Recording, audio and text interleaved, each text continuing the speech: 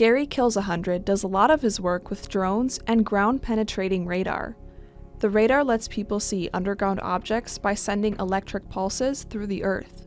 They can detect what's beneath the surface based on reflections from the electric waves. Kills 100 has used the radar with First Presbyterian Church in Flandreau to look for any unmarked graves at the cemetery. Then the church can put up a monument to mark the grave instead of leaving it lost underground.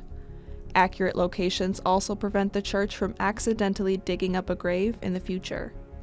Kills 100 is working with young tribal members to teach some of this technology.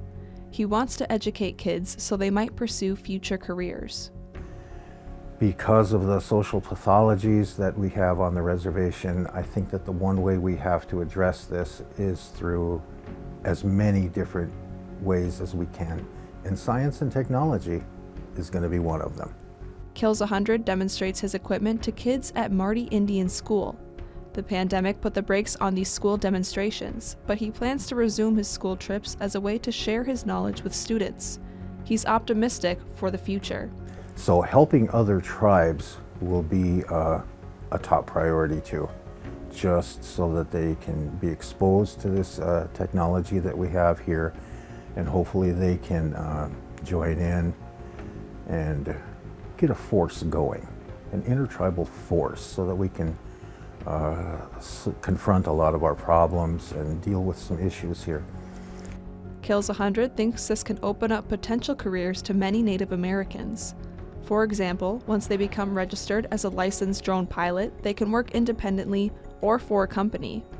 And he says this opens up opportunities that could let people stay in South Dakota after receiving an education instead of looking elsewhere for jobs.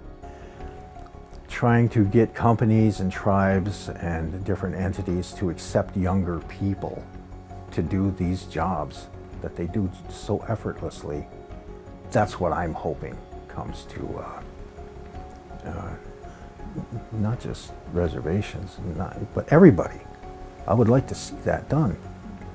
Kills 100 says he is already seeing a spark amongst kids who are interested in science. My cousin Dwayne says that if you do something like that, you're following your spirit.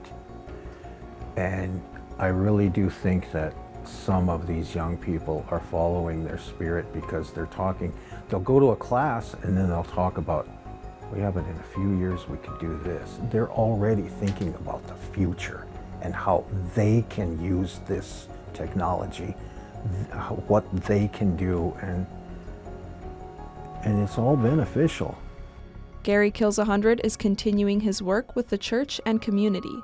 He hopes to expand his travel to include more schools. He wants to give students a greater understanding of the benefits of science and technology.